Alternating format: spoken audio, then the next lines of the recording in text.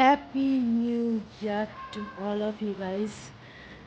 Hello সবাইকে happy new year. নতুন বছর সবার ভালো কাটুক। আমার তো মোটামুটি ভালোই স্টার্ট হয়েছে। মানে কাল রাত 12টায় দেখো মাকে সারপ্রাইজ দিয়ে দিয়েছিলাম। Happy birthday to you.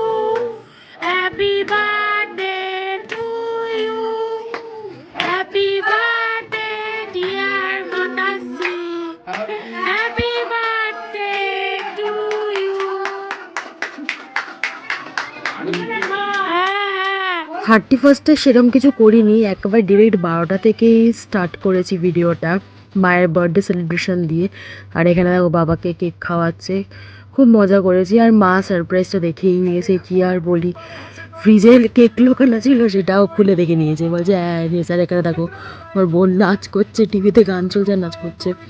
আর তারপরে সেদিনকে দুপুরবেলা হিউজ মেনু ছিল, কতগুলো তরকারি ছিল, আলু ভাজা অ্যান্ড ভেটকি মাছের পাতুরি। খাওয়া দাওয়া কমপ্লিট করে দেন ছাদে চলে গেছে। অনেকদিন পর ছাদে উঠেছি, কারণ ছাদে ওঠাই হয় না। আর এখানে দেখো কি সুন্দর পালং শাক, ধনে পাতা হয়েছে, তোমাদের ক্লোজে দেখিয়ে দিলাম। এত সুন্দর লাগছে, আর ধনে পাতার গন্ধটা এত দারুণ লাগছে, মানে ফ্রেশ একদম। আর এখানে গাছে ফুলই হয়নি, আর এখানে একটা গোলাপ ফুল হয়েছে, মানে ওটা কিনে আনা হয়েছে, এখানে ফোটেনি।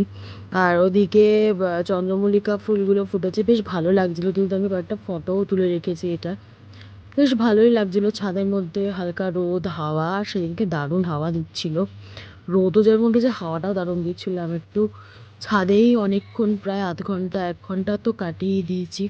আর এখানে একটু নিজে কেত মারছিলাম, আর কোনো কাজ নেই, কাজ না থাকলে আর যা হয়। তারপর আর একটা কেক দিদি আর জামাইবাবু পাঠিয়েছিল, সেইটা মা কেটেছে, আমি ভিডিও করতে ভুলে গেছি, সো স্যাড। তারপর আমি একটা মেকআপ ভিডিও শ্যুট করেছি, ওটা পোস্ট করা হয়ে গেছে, তোমরা প্লিজ দেখো। অ্যান্ড রাত্রে ডিনারে ছিল mutton biryani special, chicken kebab and salad. Thanks for watching.